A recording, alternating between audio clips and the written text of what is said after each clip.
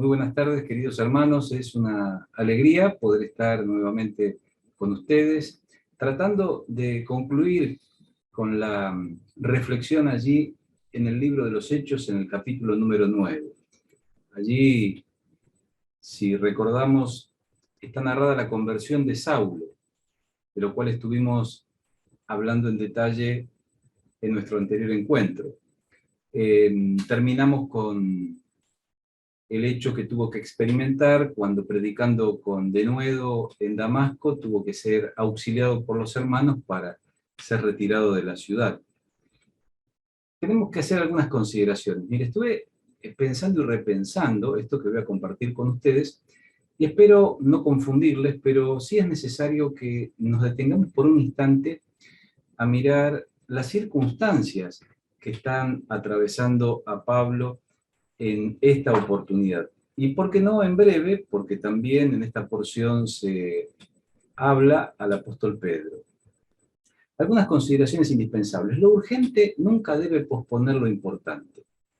Mire, muchas veces nosotros, por el hecho de que hay cosas que nos sobresaltan, perdemos la calma y tratamos de resolver primero aquello que más ruido hace.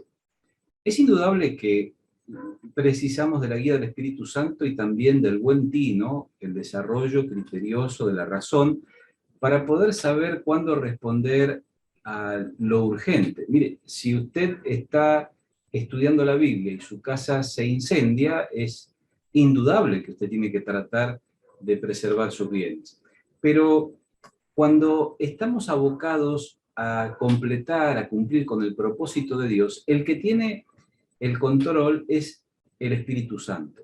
Así que Él conoce qué debemos hacer, sabe cuáles son las circunstancias que nos atraviesan, por ende, nosotros tendríamos que estar completamente subordinados. El trabajo, el desarrollo normal de la actividad tiene cierta progresividad, va de lo sencillo a lo complejo, del principio al final, y en la medida de que nosotros vamos caminando en ese derrotero que Dios ha trazado, las contingencias van ocurriendo y son resueltas o no en función de si forman parte de la voluntad de Dios. El Evangelio debe anunciarse, pero de la forma más apropiada, como Dios nos inste de acuerdo a las circunstancias y a las características del auditorio. Usted recuerda que Saulo perseguía con vehemencia a los cristianos judíos y los llevaba presos. Y ahora a estos mismos judíos a quienes él representaba, les predica con la misma vehemencia, con las mismas palabras, con la misma pasión. Es indudable que en la personalidad de Pablo se tenían que producir algunos cambios. Hace muchos años, un querido hermano, don Aníbal Palazzo, hablando de esto en el Instituto Bíblico Jorge Müller, donde asistí siendo muy joven, nos decía que Saulo precisaba ser socializado para poder estar incursionando ahora en los caminos de Dios. Tenía que aprender de otros cómo tenía que comportarse y de qué manera tenían que ser hechas las cosas. Aquellos que recientemente han aceptado al Señor deben atravesar un proceso instructivo hasta estar en condición de polemizar. Entiéndase, polemizar sería este intercambio en donde el creyente recién nacido intenta defender con sus argumentos la verdad. Cuando recibimos al Señor Jesús en el corazón, tenemos todo lo necesario para poder predicar el Evangelio. Gracias a Dios. Podemos hablar de Jesucristo, a quien hemos descubierto y a quien le hemos entregado nuestra vida y a quien amamos con intensidad, como si lo hubiéramos amado toda la vida. Sin embargo, tenemos muchas cosas que aprender. No es inteligente intentar un recorrido más corto, ya que no siempre encontraremos hermanos dispuestos a socorrernos. Es decir, cuando nosotros aceleramos la marcha, sorteamos etapas, es probable que las circunstancias de oposición hostiles lleguen más pronto y tal vez no tengamos todos los recursos para enfrentar esa hostilidad. Hechos 9:30 es en un sentido confirmatorio. Saulo tenía que ir a otro lugar a ganar experiencia en el camino, entiéndase, a ganar experiencia en esta experiencia o en esta forma de vida nueva que él había recibido luego de aceptar lo que el Señor Jesús le ordenó, ya que su conocimiento de la ley era insuficiente para que Pablo interactuara con todos en cualquier sitio y circunstancia. Es decir, Pablo tenía un conocimiento, diríamos, exhaustivo, para nosotros extraordinario, de la ley. Sin embargo, usted tiene que tratar de introducirse en la situación. Pablo tenía que aprender cómo Dios quería que él aplicara esos conocimientos previos a su experiencia presente. El conocimiento que tenía Saulo de la ley era insuficiente para que Pablo interactuara con todos en cualquier lugar y bajo cualquier circunstancia. Era insuficiente. Así que tenemos que reflexionar en estas cosas para no influir excesivamente en aquellos que están comenzando este proceso instructivo, exponiéndolos a situaciones que vendrán seguramente en un futuro que Dios sabe y el Espíritu Santo guía conforme a la voluntad de Dios. Ya vimos en Hechos 9:26 cómo estos hombres piadosos, como el caso de Bernabé, pueden auspiciar el trabajo de aquellos que se han convertido. Esta sección, allí con el verso número 30, concluye con Pablo yendo a la ciudad de Tarso para preservar su vida, porque con la misma insistencia que en Damasco, predica el Evangelio en Jerusalén y produce el mismo efecto. Produce encono, fastidio, rencor, resistencia en Damasco y produce la misma sensación entre el pueblo judío que escuchaba la ley en Jerusalén. Así que los hermanos tienen que también tratar de evitar que él pierda la vida, porque había un propósito que cumplir. Algunas consideraciones que son indispensables. Cuando hacemos lo que es necesario, además, a veces sin darnos cuenta, damos satisfacción también a aquello que es urgente. Aquí nos introducimos en tal vez la segunda mitad de Hechos de los Apóstoles capítulo 9, porque el personaje principal ya no es el recién convertido Saulo, ni Pablo yendo a Jerusalén o yendo deprisa a Tarso para preservar su vida, sino es Pedro, el apóstol, aquel hombre de Dios experimentado. Eneas y Dorcas son ejemplo de ello.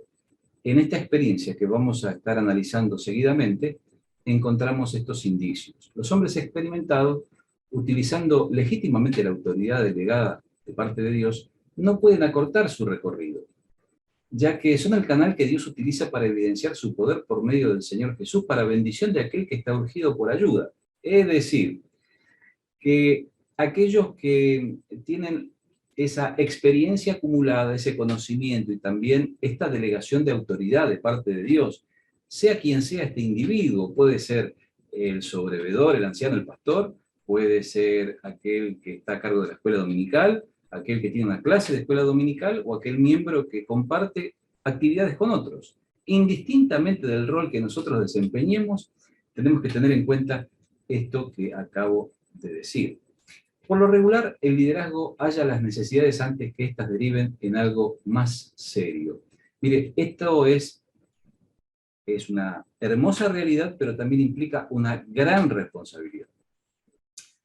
Hay algo que es importante, mire, ninguna intervención pastoral puede rectificar o anular el propósito de Dios. Usted no puede pretender o reclamar que los ancianos intervengan y resuelvan de pronto su dificultad cuando ésta tiene un componente instructivo que proviene de parte de la voluntad permisiva de Dios.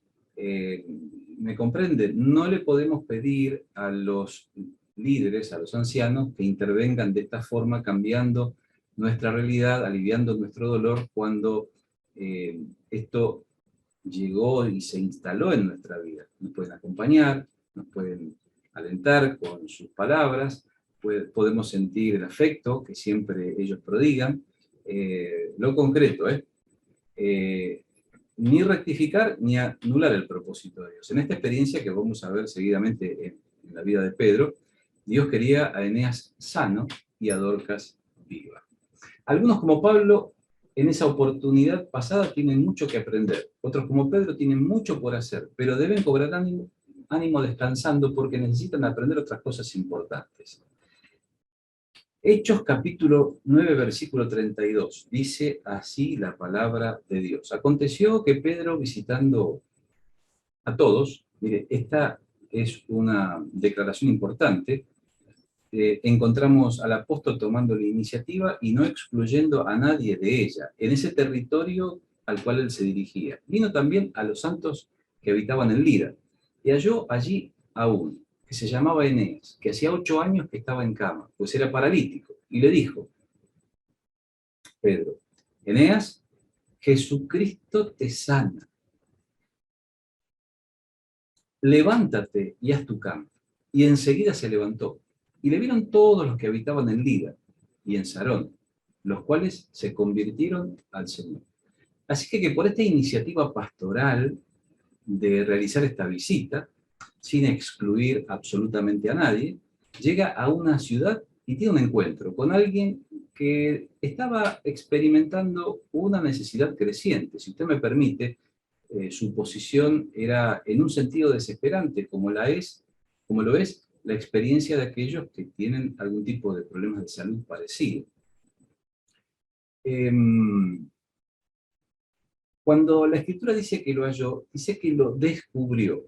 Es importante que nosotros estemos atentos al hecho de este descubrimiento, porque en esta actitud del liderazgo, de ir al encuentro de aquellos que tienen que sostener, que tienen que cuidar, que tienen que alentar, ocurre a menudo que emerjan estas situaciones que en este caso en particular, Pedro tenía autoridad delegada de parte de Dios, de la persona del Hijo, del Señor Jesucristo, para intervenir. Todos los que observaron la escena en aquella oportunidad fueron afectados positivamente por el hecho. Esto también es alentador. Cuando una persona resuelve su situación, cuando alguien conoce a Jesucristo, cuando alguien toma contacto de esta manera con un siervo de Dios y el siervo de Dios le da aquello que puede darle oportunamente, se produce gozo en el corazón de aquel que recibe, pero también hay un impacto extendido en aquellos que observan. Los habitantes de la ciudad reconocieron en Jesucristo al Salvador también de sus propias almas, y así confiaron en Él. Este fue un hecho, si usted me permite, épico, que aconteció en aquel momento a partir de la visita pastoral de Pedro a unas ciudades que él tenía en mente visitar. En esta segunda porción, Lucas va a relatar la vuelta a la vida de una mujer santa.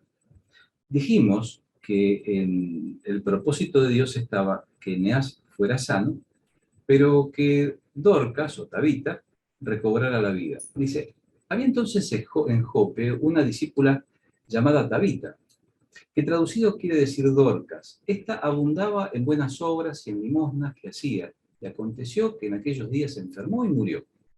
Después de lavada la pusieron en una sala, y como Lida estaba cerca de Jope, los discípulos, oyendo que Pedro estaba allí, le enviaron 2 hombres a rogarle. ¿De qué manera le rogaron? Le dijeron, no te tardes en venir a nosotros. ¿Y Pedro qué fue lo que hizo? Mire, levantándose entonces, Pedro fue con ellos.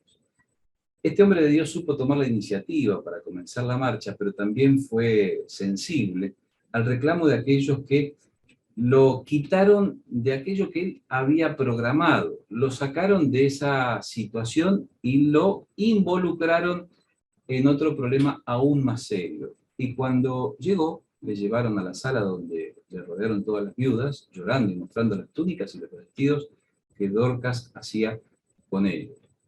Una discípula del sexo femenino, una fiel creyente, para algunos una mujer que visionaba. Dorcas se puede traducir, o el significado literal del término es antílope pequeño, por esta razón, rápido y grácil, que era considerado limpio para usar como comida. Tenía un sentido muy interesante la traducción del término. Dice que abundaba, que completaba la medida y el grado en todos los aspectos de su quehacer cotidiano. Recuerdan que las mujeres lloraban a una que realizaba una tarea específica que ellas valoraban mucho. Y esto se lo mostraron a Pedro para fundamentar su inquietud y también su demanda. Las cosas buenas que hacían tenían esta característica, eran beneficiosas para otros.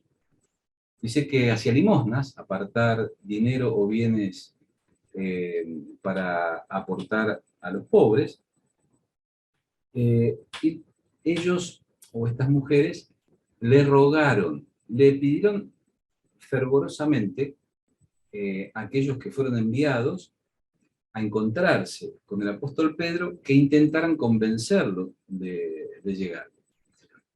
No te tardes, le dicen a Pedro. Por alguna razón, la inquietud y el temor que tenían los mensajeros era que Pedro se diese su tiempo.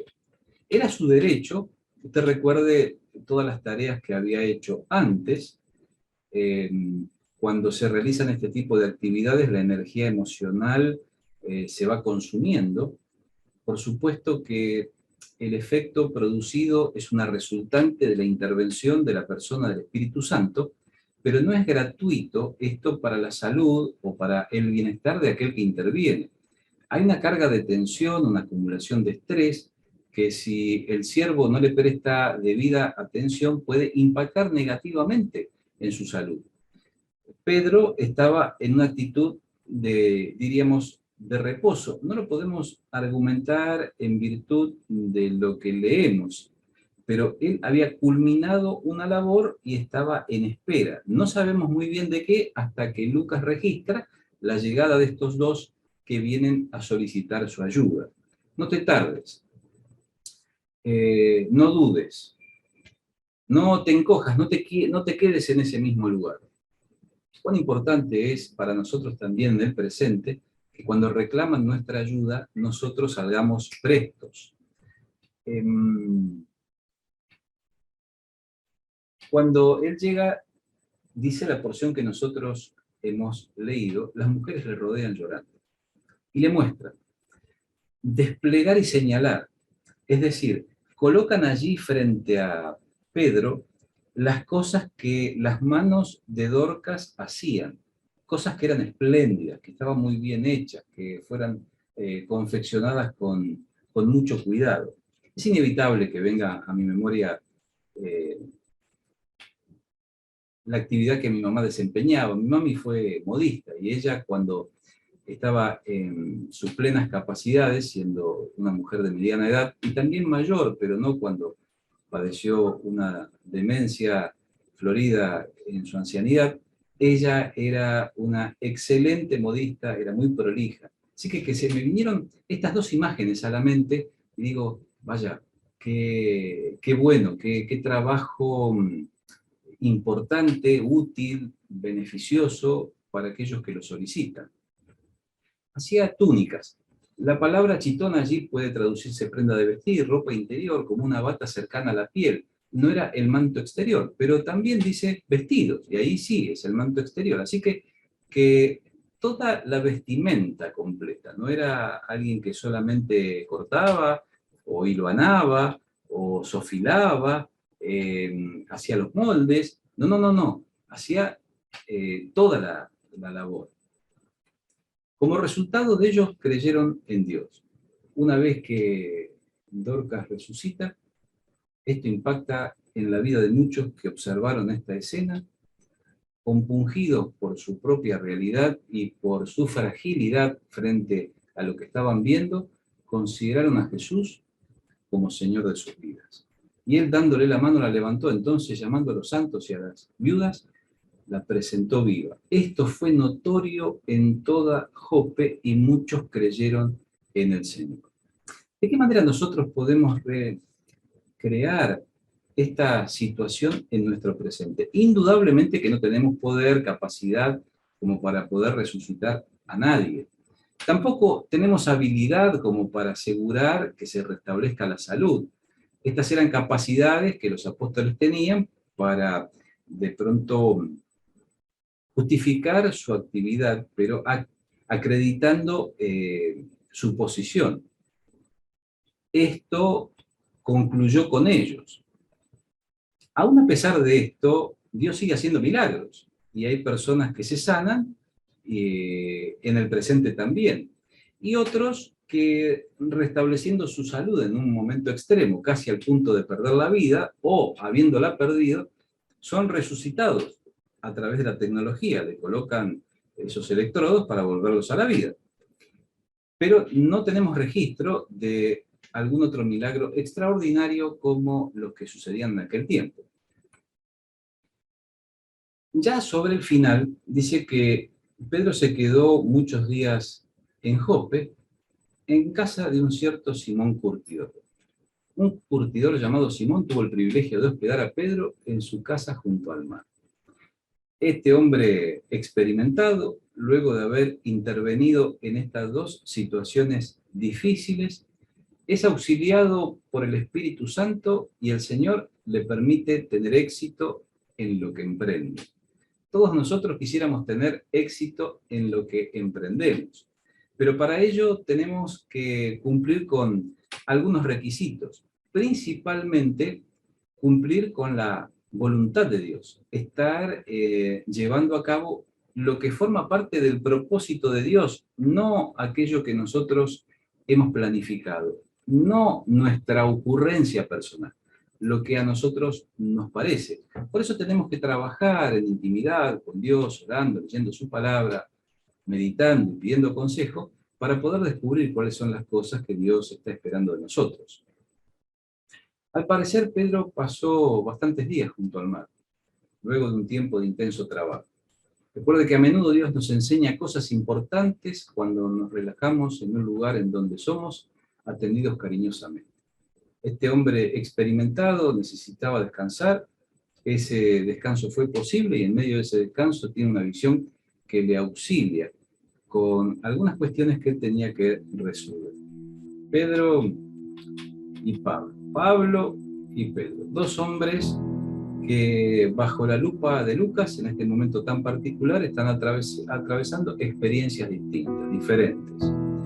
Uno está comenzando su trayectoria espiritual y está aprendiendo cosas aceleradamente, no sin equivocaciones, pero con el auxilio, con el cuidado de otros cristianos que fueron asegurando que Pablo pudiese completar también su propósito. ¿Y qué decir de Pedro? Este hombre tan característico, tan singular, que nos hace pensar tanto en nosotros porque podemos ver en sus debilidades las nuestras. En este capítulo 9 del libro de los Hechos, Lucas lo retrata como alguien cuyas acciones, si usted me permite, heroicas, en términos bíblicos, producen efectos extraordinarios. Y estos efectos extraordinarios justifican plenamente que vaya a pasar un tiempo de descanso en el mar. Que el Señor pueda entonces ayudarnos en este tiempo tan particular, tan especial, para ir reflexionando en estas experiencias que estos hombres del pasado tuvieron para poder traccionarlas a nuestra vida presente, asimilándolas con el auxilio del Espíritu Santo para permitirle a Dios que modele nuestra vida. Todos tenemos cosas que aprender, indistintamente de la edad que tengamos. Todos tenemos cosas para hacer. ¿Cuáles son aquellas que usted tiene que aprender y hacer en este tiempo? Que el Señor pueda hablar a su corazón, indicárselas con claridad para que usted pueda involucrarse en ellas con el solo propósito de traer gloria y honra a su nombre. Que esto pueda ser así para la gloria de Dios. Que Dios